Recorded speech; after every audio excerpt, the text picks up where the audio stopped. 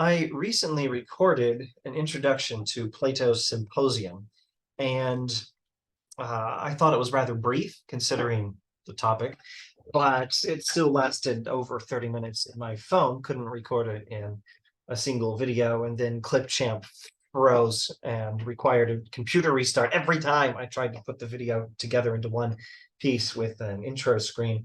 So that's just stupid and obnoxious. So I'm going to try to make this one more brief. I'll aim for 10 to 15 minutes and probably fail, but we'll see. And I will record here a more brief introduction to Plato Symposium using Zoom software, which will hopefully not give me any trouble.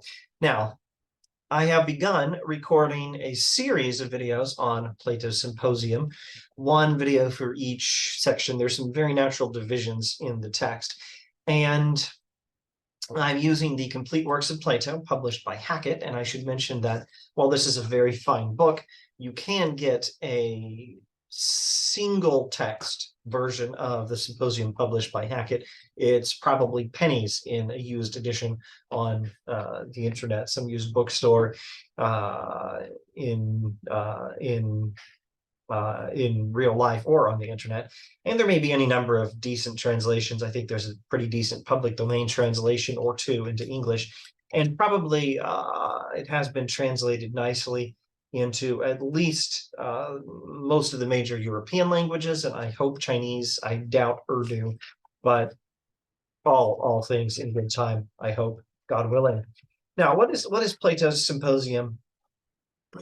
What is it about?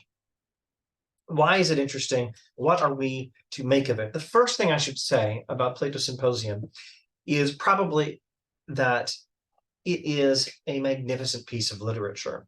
It is a seamless integration of literature and philosophy, and it has very, very few competitors for the prize of being the best integration of literature and philosophy.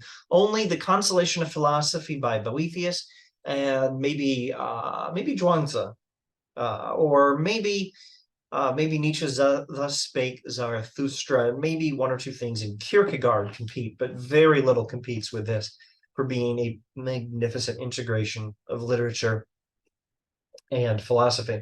The next thing I should say about the Symposium is it's super gay, unless it's not. It's a drinking party. It's a very manly drinking party, men only. There is a flute girl who is sent away. I've always sort of assumed that the flute girl was mainly there for the men to look at her more than to play the flute, though I can't promise you that, at least not based on the text alone. But they send her away, and it's just the men, and they drink alcohol, and they talk, and they give speeches in praise of love. And some of the love is plainly homosexual love. In fact, there's very little reference to heterosexual love at all. What's interesting about the Symposium is the idea of transcending physical forms of love altogether. The idea of, initially, even in the most gay character, of loving virtue more than anything physical. And then in Socrates, we have this account of love as a desire for some sort of ultimate reality. And I think this is to be cross-referenced to other things. This is, in particular, the same ultimate reality that in Plato's Republic will be referred to as the good itself. And here, it's not the good, it's beauty itself. But I think beauty itself and the good itself are the same ultimate reality. And wisdom. You might not be too far wrong in saying that the good itself is wisdom, or maybe wisdom is the state of having or directly knowing the ultimate good, beauty itself, the good itself. So in Socrates' speech in praise of love, we learn that love ultimately is for beauty itself, which appears to move beyond any physical or sexual relationship altogether. Now, as far as the Symposium being super gay goes, what do we make of this? Well, it might be a very simple case. Some of these characters are gay. Some of them are into the Athenian homosexuality customs, which are described in some detail in the Symposium. And it might be a fairly simple case. Plato's cool with that. Everyone at the Symposium, everyone at the drinking party is cool with that. And that's what the text means. It might be much more complicated. It might be a somewhat less simple case of that homosexuality stuff is bad, but so is all forms of sexual love, and you're supposed to move beyond them, heterosexual as well. I think that's probably not quite right.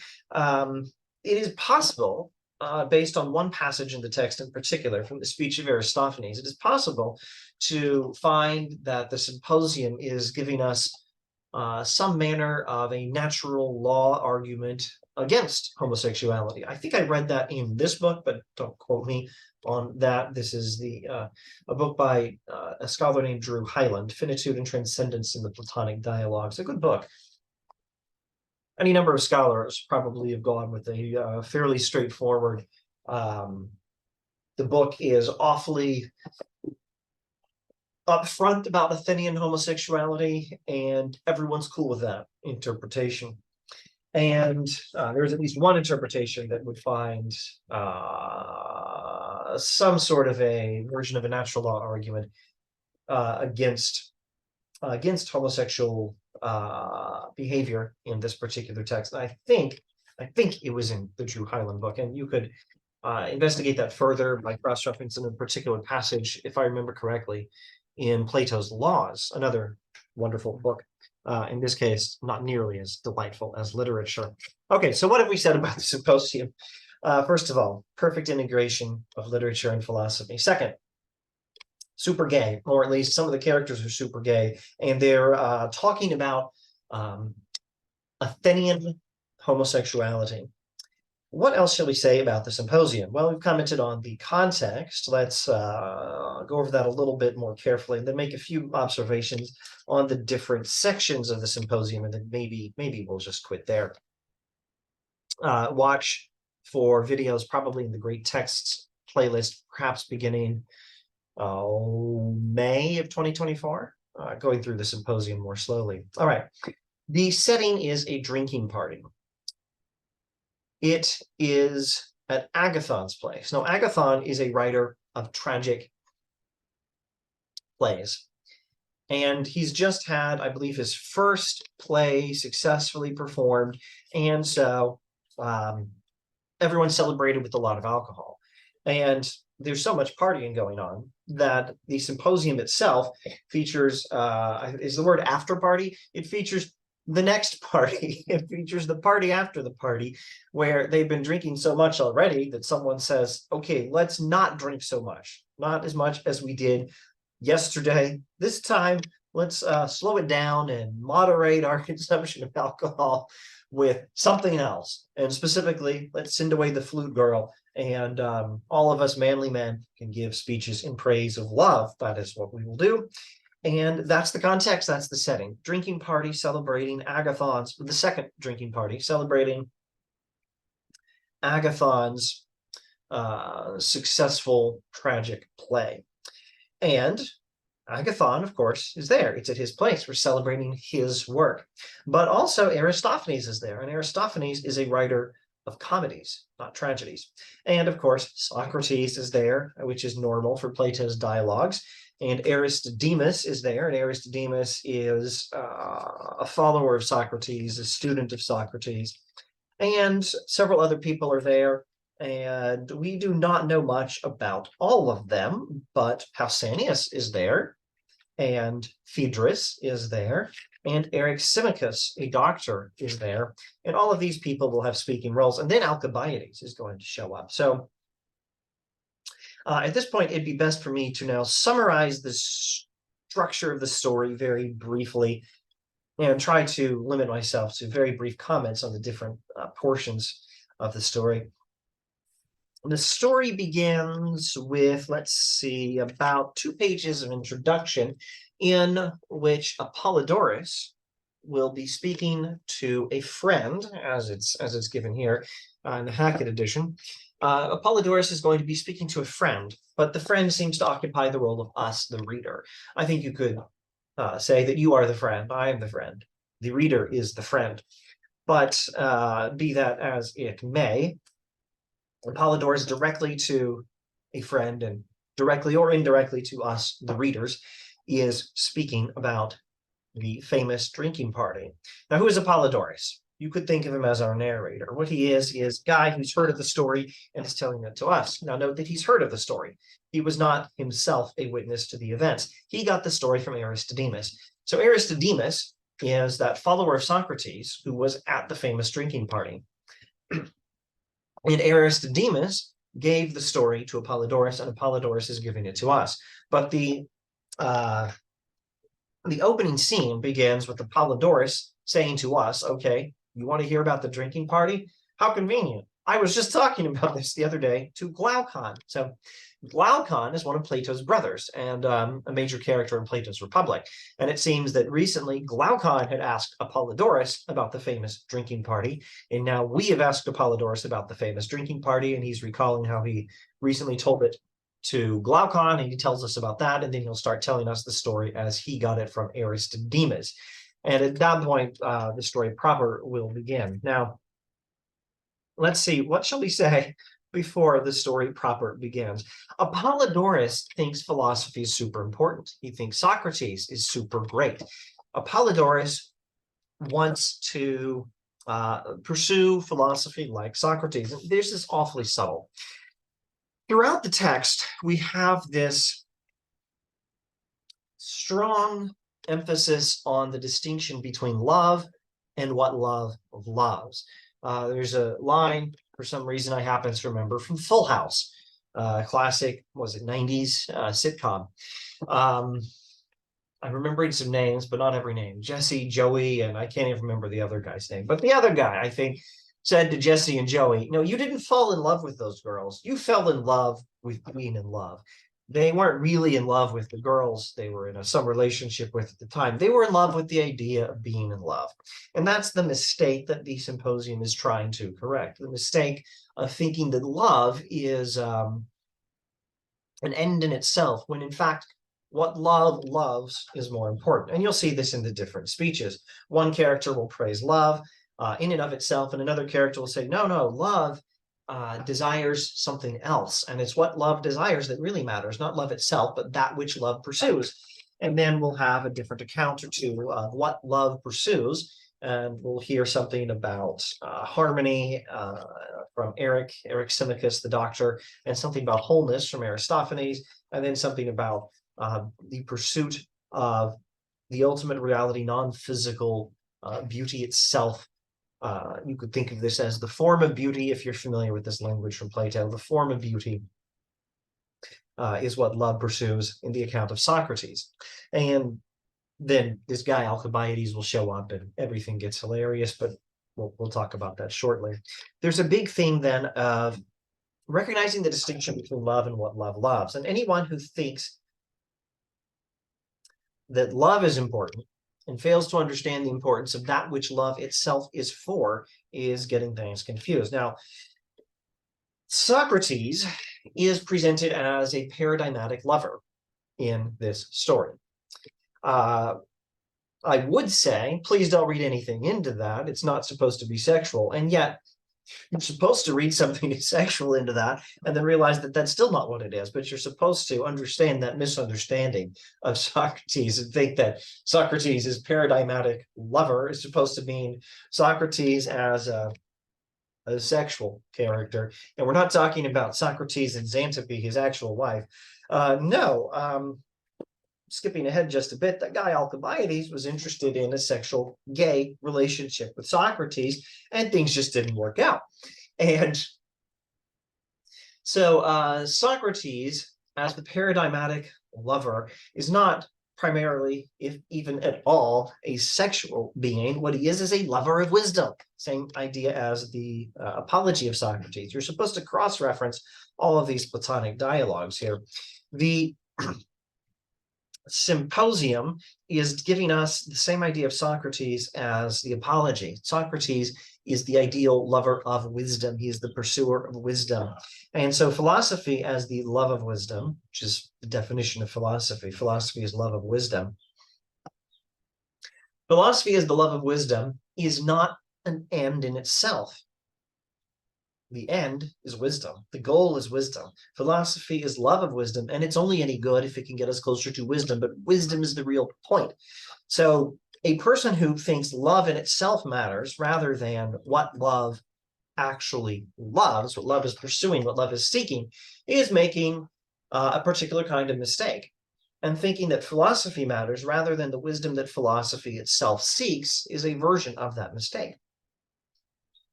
Now, what does this have to do with the first 2 pages on which I'm still trying to comment? Trying to make it brief and failing. Apollodorus, straightforward reading of the text, Apollodorus understands this. And he thinks wisdom is what really matters, and don't pursue the pursuit of wisdom. Pursue wisdom. Don't be in love with love. Be in love with that which love loves, and don't pursue Socrates.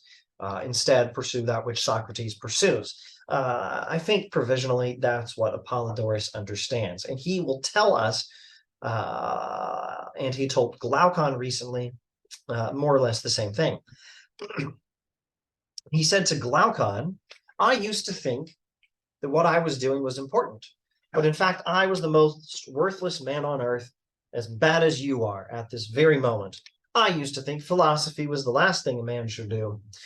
Glaucon seems to think he's joking, but I think Apollodorus is actually pretty serious. Maybe he says this with in a jocular manner, but I think he's quite serious. Apollodorus is saying, don't spend your life pursuing money, power, fame, and physical pleasures. In fact, what you should be pursuing is wisdom. Take up philosophy, pursue wisdom. That's the real purpose of life. And Apollodorus says to his friend, directly or indirectly to us, the readers, my greatest pleasure comes from philosophical conversation, even if I'm only a listener, whether or not I think it will be to my advantage, or whether or not I think it will be to my advantage. All other talk, especially the talk of rich businessmen like you, bores me to tears. So unless you're a rich businessman, probably the friend cannot directly stand for us. The friend is a rich businessman in Athens, but indirectly, I think he represents the reader, who we presume is, like most human beings, someone who tends to be more interested in money, power, fame, or physical pleasures, perhaps, than in wisdom. And the whole point of something like Plato's Apology or Plato's Symposium is to move past that and begin to pursue wisdom. Now, Apollodorus suggests that his greatest pleasure comes from philosophical conversation, which does make me wonder if perhaps he also doesn't really have it worked out. He also is pursuing philosophy rather than the wisdom itself, which philosophy pursues. And he says, even if I'm only a listener, which makes one wonder, perhaps he is not himself a proper philosopher. Perhaps he is only an observer of philosophy who thinks philosophy is great, but hasn't got so far as to become a philosopher and pursue wisdom for himself. I think that's a plausible reading of Apollodorus. I tend to be more optimistic. He's interested in philosophical conversation, even if he's only listening to it rather than partaking in it. And he's still interested in the pursuit of wisdom. He's still trying to participate in philosophy. No doubt he's not perfect at it, but he's trying to pursue wisdom and not merely to pursue the pursuit of wisdom. All other talk, especially the talk of rich businessmen like you, bores me to tears. And I'm sorry for you and your friends, because you think your affairs are important when really they're totally trivial. So Apollodorus is telling the rich businessman friend, and by extension, the readers, the things you think are the purpose of your life, the things you're spending your life in pursuit of, money, power, fame, physical pleasures, it's always one or more of those things. All not important. You should be pursuing wisdom. That's what you should be pursuing. So now can we move through the major points on the major sections of the text. Almost.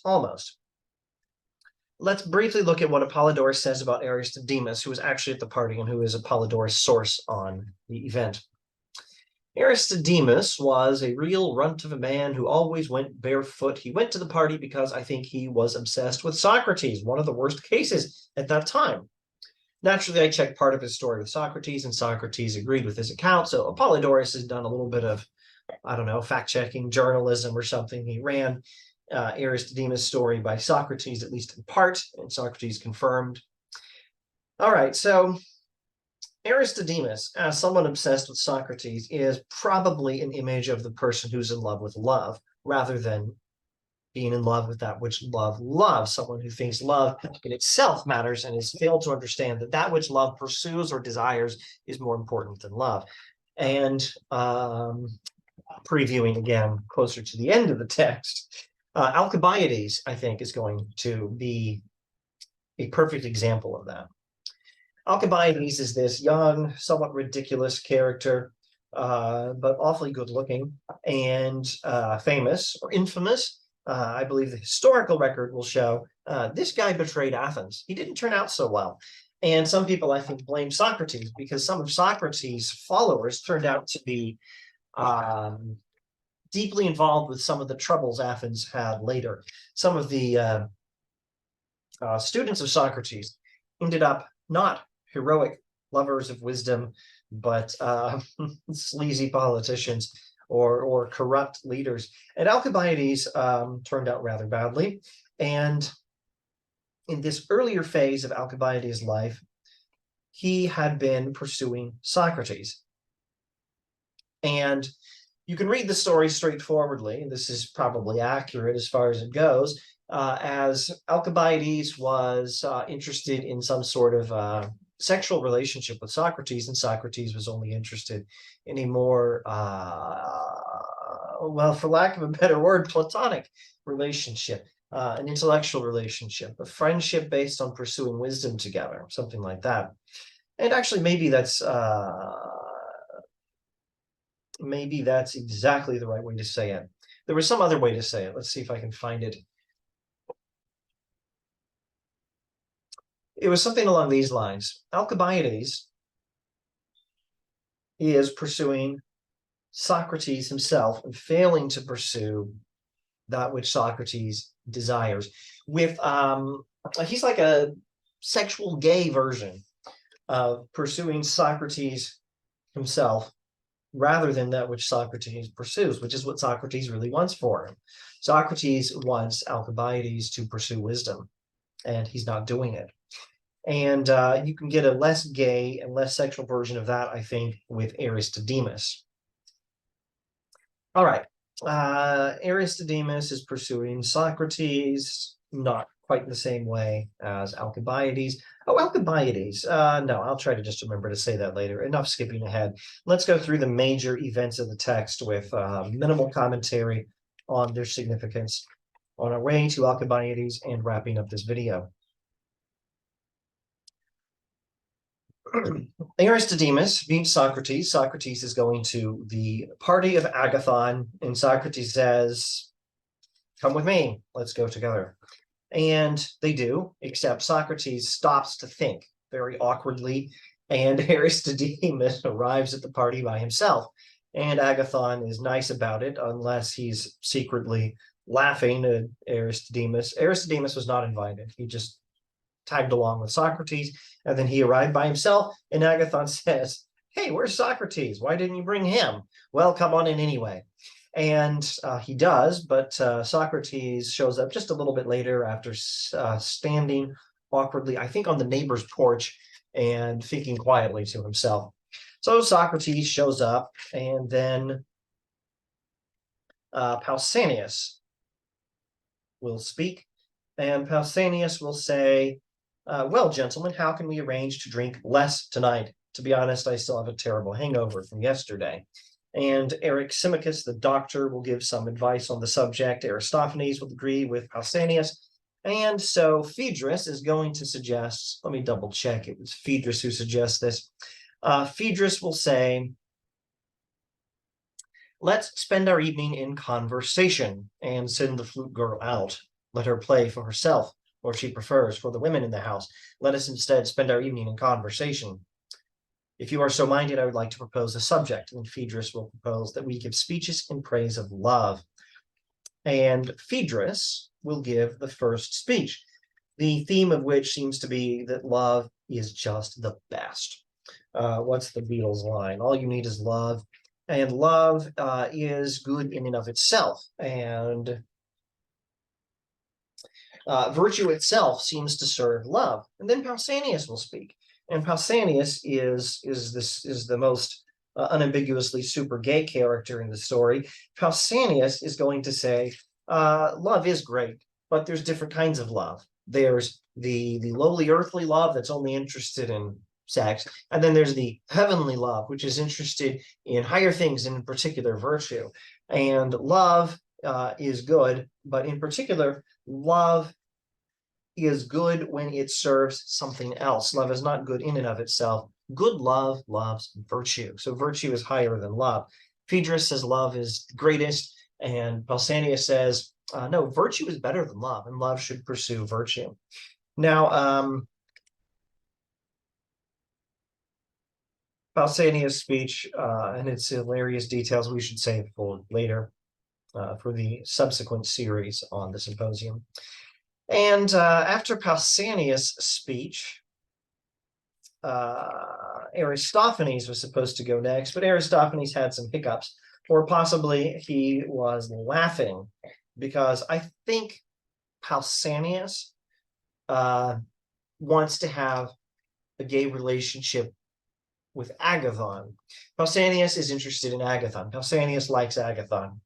And Aristophanes thought that, and perhaps any number of other aspects of Pausanias' speech were kind of funny. And so Aristophanes thought Pausanias' speech was funny, and so Aristophanes is laughing at it, or he has hiccups. It says he has hiccups. Maybe he really does have hiccups, or maybe that's just his a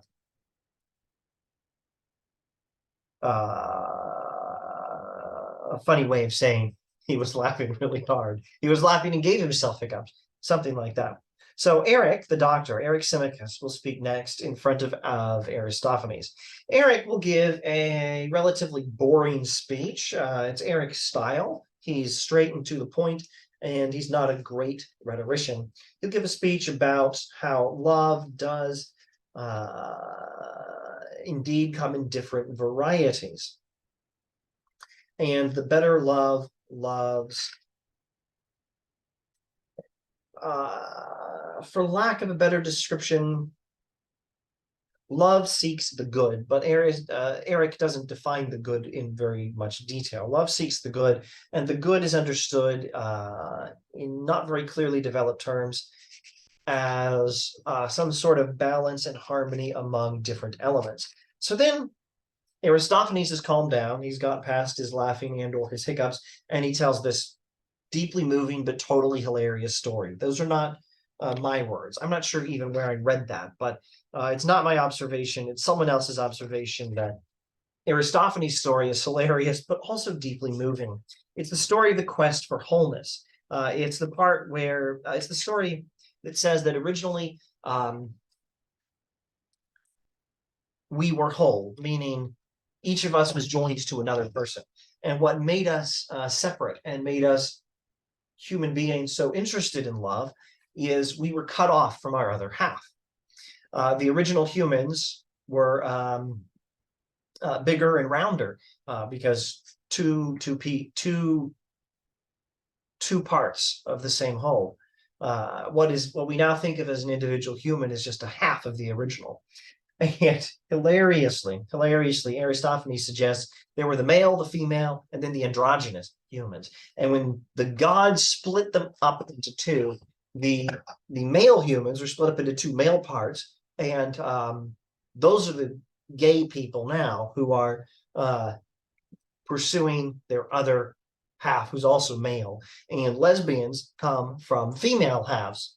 Both halves are female, and the gods split them up. And they're pursuing their other half also female. And heterosexual people come from the androgynous humans, or one half was male, one half was female, and they were split up. And then those of us in that category spend our days pursuing wholeness by looking for our other half, who's the opposite sex. And love is that pursuit of wholeness. And I'll just stop there. More details in a subsequent video later on the speech of Aristophanes. So after Aristophanes, Agathon speaks. And Agathon will give a beautiful speech, but I don't think it's going to say anything particularly profound. I think he's actually going to jump back towards Phaedrus' account and praise love as good in and of itself. Then Socrates will ask Agathon some questions, the point of which will be something along the lines of, love is not good in and of itself. What love loves is good. If love is good, that's because love loves something else, and that which love loves is greater than love. Come on, guys, that's just the sensible way to think about it. And then Socrates will give a speech, and within his speech is going to be another speech. He's going to describe how a wise woman called Diotima taught him about love. Don't read anything into that. She is the one, says Socrates, who taught me the art of love. And that doesn't mean anything too scandalous or hilarious as far as we know. Rather, she was a philosopher.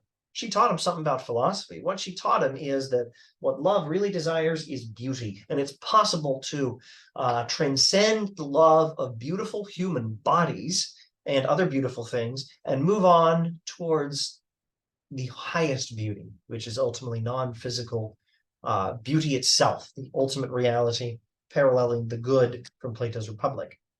And Socrates is going to describe how Diotima taught him, and he's now teaching the people at the drinking party and teaching us, the readers, through Apollodorus' recounting of things.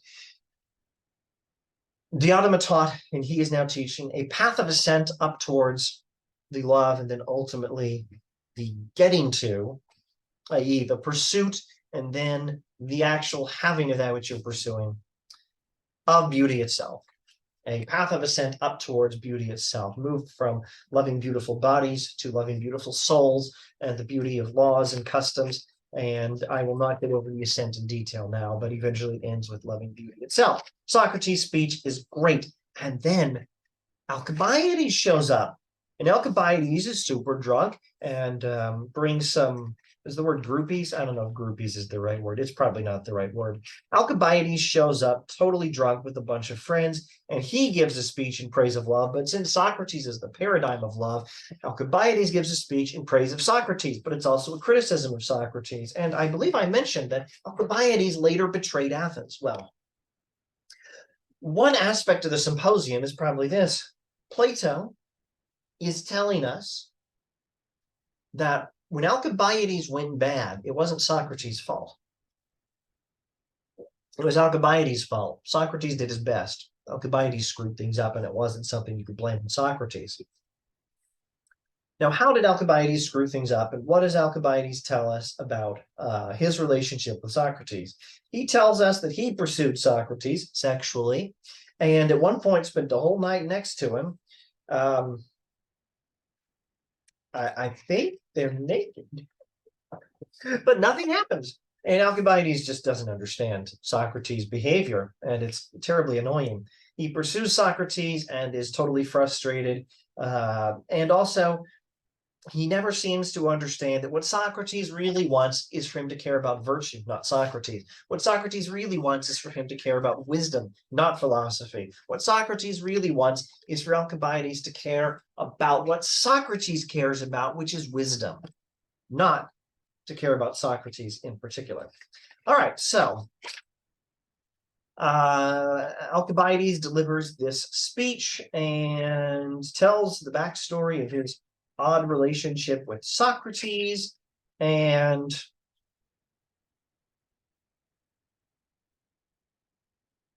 it's totally hilarious. And I'll stop there with Alcibiades' speech. But Alcibiades' frankness provoked a lot of laughter, we read towards the end of the text. And then the last page and a half basically involves some of this. They keep drinking and talking all night. And Aristodemus falls asleep at some point, but at some point when he's awake, he hears Agathon, Aristophanes, and Socrates talking, and Socrates was trying to prove to them that authors should be able to write both comedy and tragedy. The skillful tragic dramatist should also be a comic poet. And that is what the Symposium is, or something like that. It's not only a magnificent integration of literature and philosophy, it's a magnificent integration of tragedy and comedy. So this is a rated PG-13 or R drinking party with lots of gay jokes, lots of talk of homosexual stuff, and also some talk of heterosexual stuff, but we can get to that in a subsequent video on Aristophanes. This is a rated PG-13 or R hilarious comedy, but it's also a tragedy. What is the tragedy? Above all, it's the tragedy of Alcibiades. What Plato did was he did not only integrate literature with philosophy, but in the sphere of literature, the Symposium is an integration of comedy and tragedy. And it's specifically this comedic drinking party with speeches in praise of love, which is also telling us the tragic story of Alcibiades. And what was the tragedy of Alcibiades? The tragedy of Alcibiades was, instead of pursuing wisdom, he pursued Socrates. Symbolically, he pursued philosophy rather than the wisdom that philosophy itself pursues. In other words, he didn't get it. He tried to do something philosophical, but he totally failed. He botched it. He did not actually pursue wisdom. And then the lesson of the Symposium for every reader, I think, is probably the same thing Apollodorus gave us. I am able to doubt how well Apollodorus himself lives up to these standards, but I think he's probably at least stating them correctly. The lesson of the Symposium is what Apollodorus and Socrates, what Apollodorus wanted from Glaucon, what Apollodorus wants from the reader and from his unnamed rich friend, and it is what Socrates wants from Alcibiades, and what Socrates wanted from all of his students and followers, and what Plato wants from all of his readers. It is pursue wisdom, and it's the same lesson as Proverbs chapter 4. This is not the kind of philosophy you're likely to hear quoted in church, but the lesson turns out to be something very church quotable. Wisdom is supreme, therefore get wisdom. That's how the NIV 1984 translation renders a line from Proverbs chapter 4. I think the English Standard Version is going to say something along the lines of, well, I can't remember. Something along the lines of wisdom is supreme, or wisdom is the beginning of wisdom. It's the beginning of wisdom is this: get wisdom. The first step towards wisdom is to know that you need wisdom. And so I say to you, what Socrates said to Alcibiades, what Plato is saying to all of us through this magnificent text, the Symposium: get wisdom. Pursue wisdom. There's nothing more important than that. Thanks for watching.